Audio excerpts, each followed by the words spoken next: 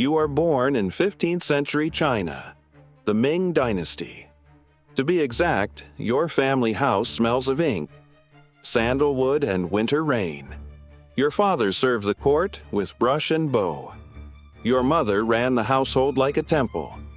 Quiet, disciplined, spotless, from the moment you could stand, you were taught to kneel by age 3. You could recite the classic of Philippi by age 5. You knew that laughter should never rise louder than a man's voice by age 10. Your handwriting was praised by your tutors, your posture by your grandmother. You learned to move like silk to float, never step.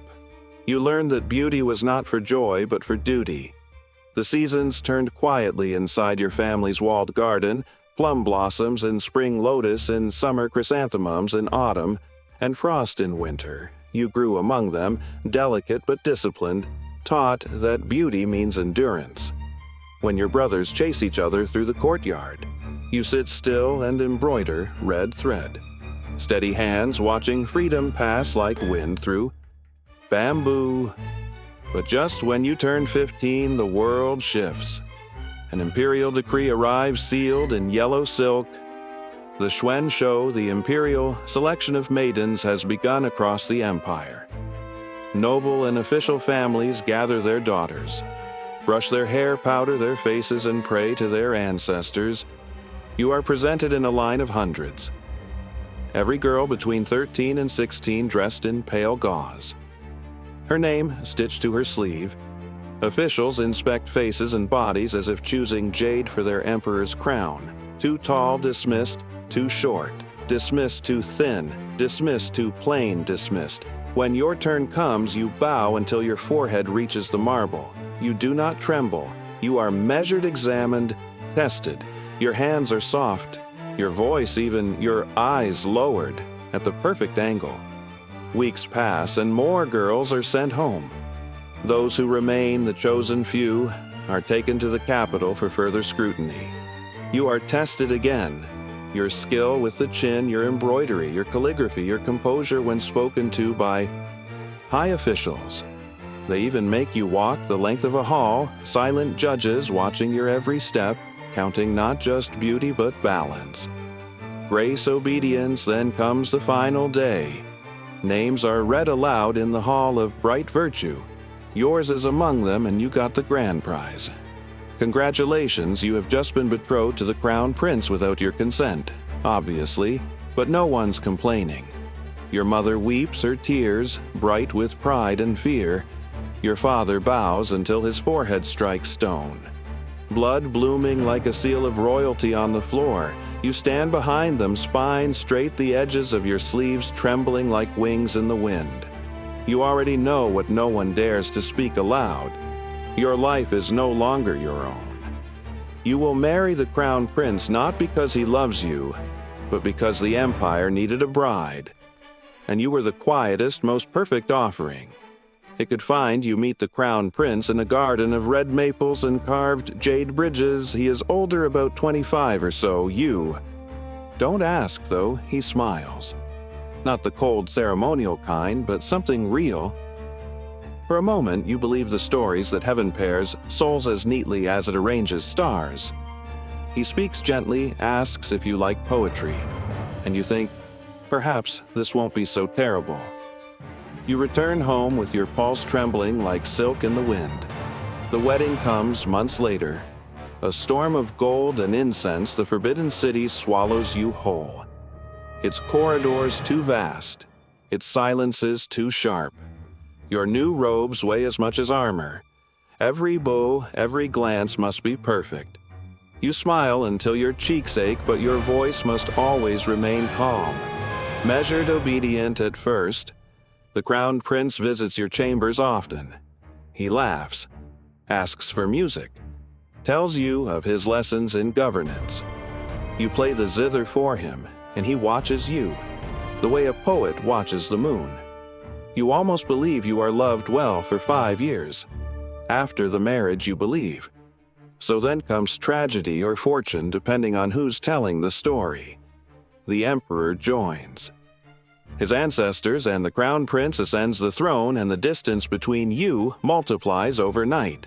He becomes the son of heaven, and you his shadow in gold. You sit above 10,000 women, yet cannot choose your own breakfast.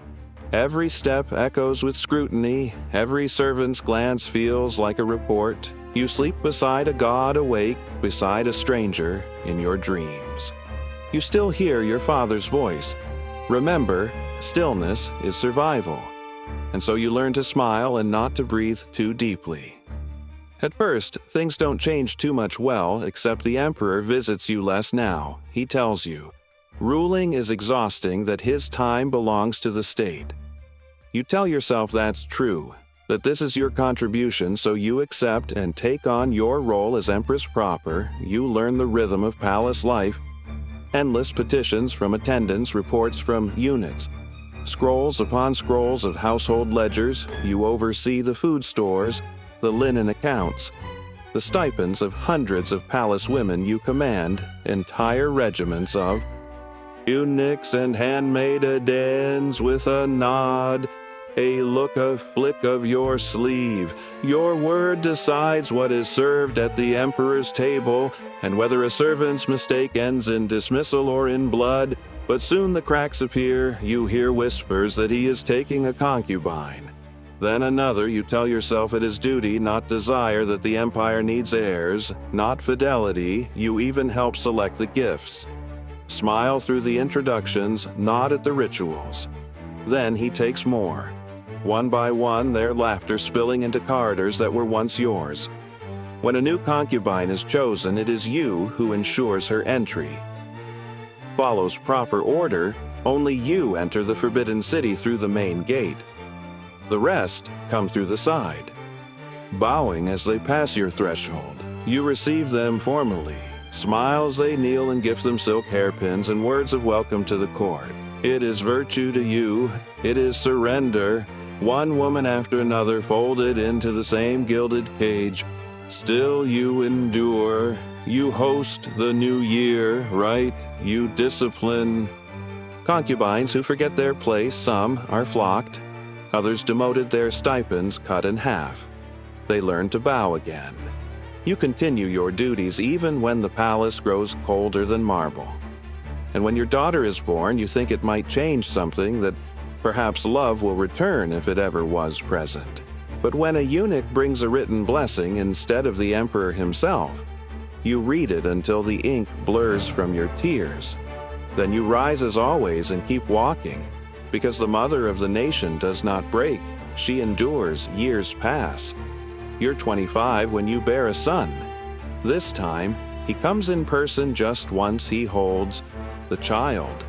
Smiles that rare sunlit smile you once lived for, then leaves before the candle burns out.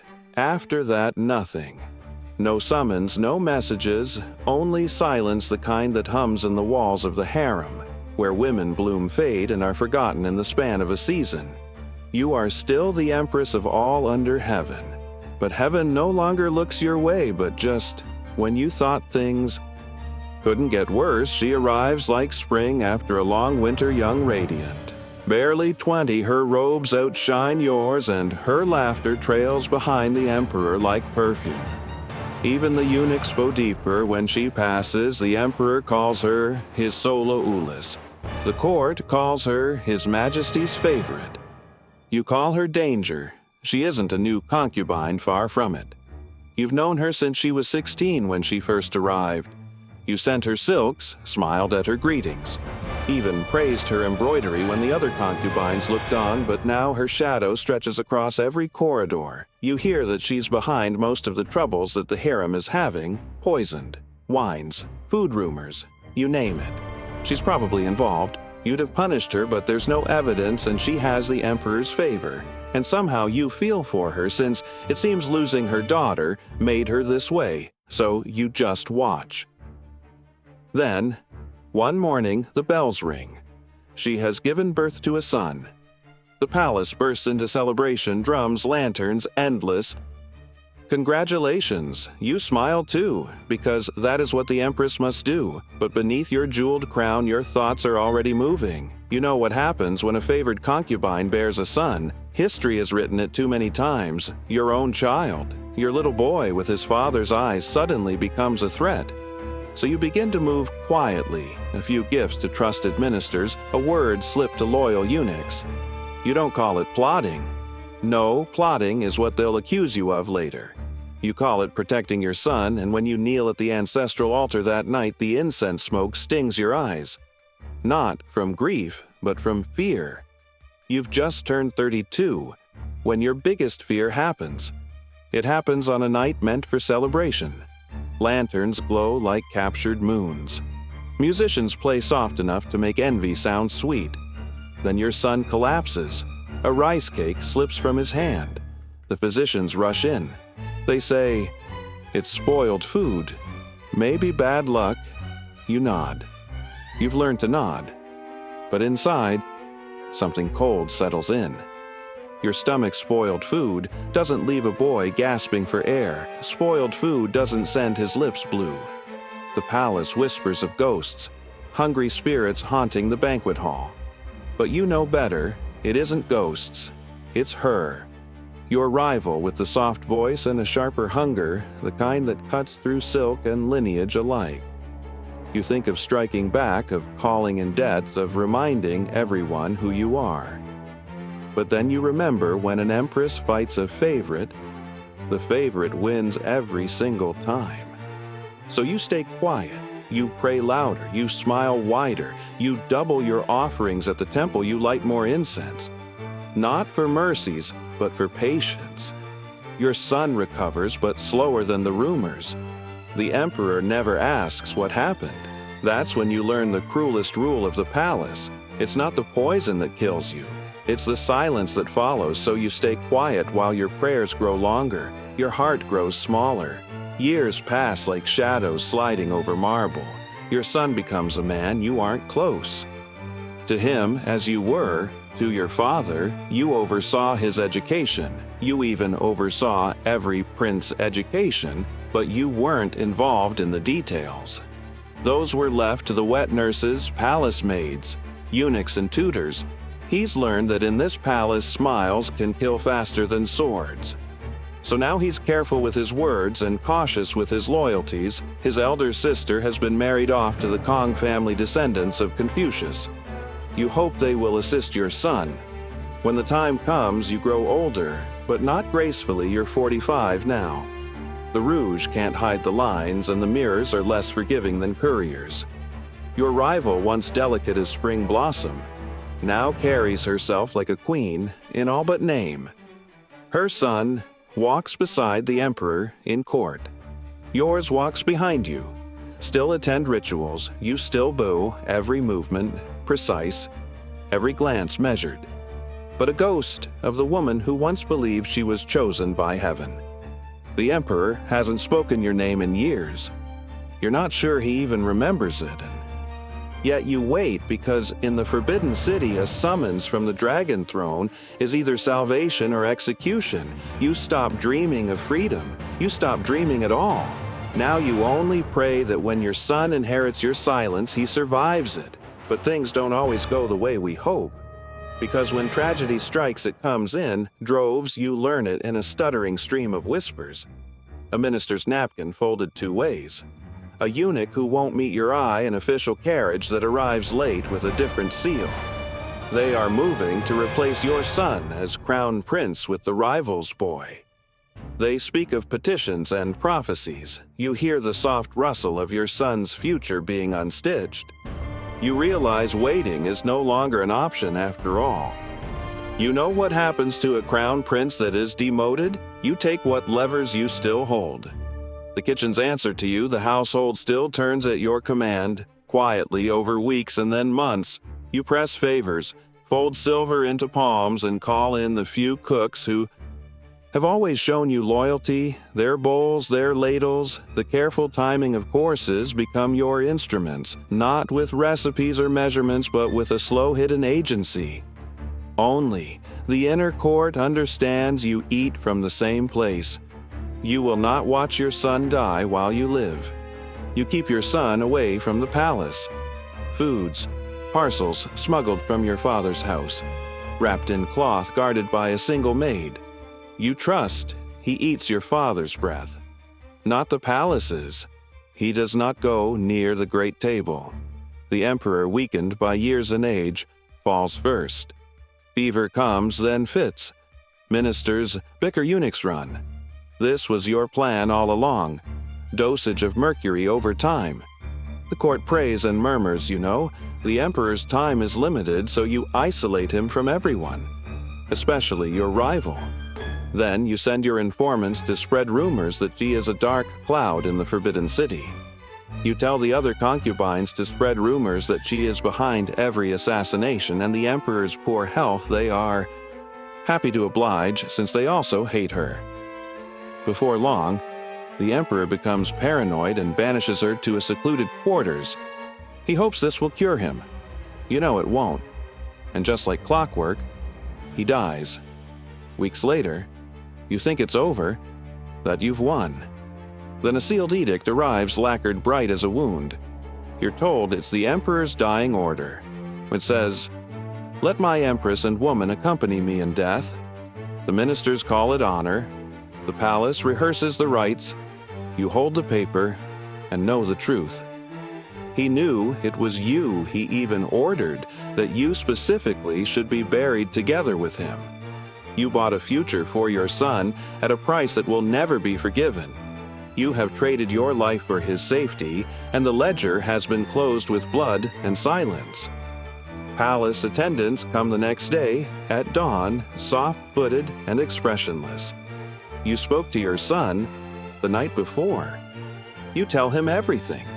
Tell him that you're only paying for your sins against the heaven.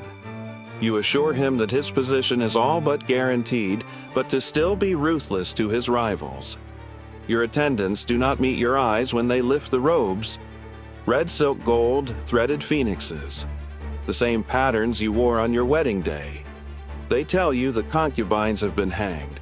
You realize you don't feel any different with the news. You think of your slain rival. Would she have also faced the same fate without you?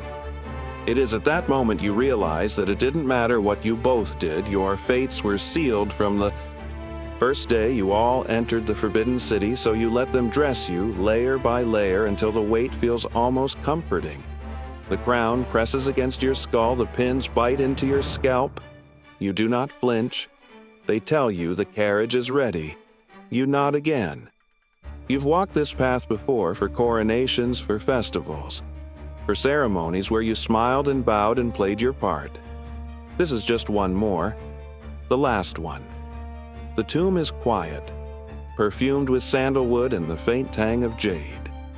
You kneel as they read the edict aloud, voice trembling in the echo. You do not hear the words anymore. You are thinking of your son, his face harder, his eyes carrying the pieces of your sacrifice. You also think of your brother chasing fireflies, your mother's hands brushing your hair, the first spring air that ever touched your face beyond palace walls. For a moment, you almost remember what freedom smelled. Like then, the door slides shut. No screams, no struggle, just silence. When the histories are written, they will call you loyal, dignified, a model of virtue, but you know the truth. You were never loyal, never pure, only trapped exquisitely beneath layers of silk and expectation, a queen entombed in. Beauty remembered for obedience, not survival.